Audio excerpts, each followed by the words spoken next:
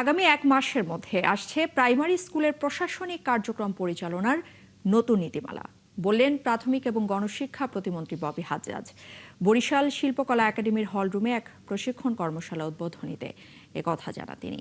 বাংলাদেশ প্রাথমিক শিক্ষায় শ্রেণী কার্যক্রম পরিচালনা, মনিটরিং, জবাবদিহিতা এবং প্রশাসনিক কাঠামো সংস্কার বিষয়ক এই কর্মশালায় প্রতিমন্ত্রী বলেন, তার সরকারের লক্ষ্য হলো সঠিক শিক্ষিত বাংলাদেশ করা। আর সেই আলোকে সবার মতামত নিয়ে একটি নীতিমালা তৈরি হচ্ছে। বিভাগীয় এই কর্মশালায় জেলা এবং উপজেলা শিক্ষা কর্মকর্তা, প্রাইমারি ট্রেনিং ইনস্টিটিউটের তত্ত্বাবধায়ক সহকারী শিক্ষা কর্মকর্তারাও অংশ নেন।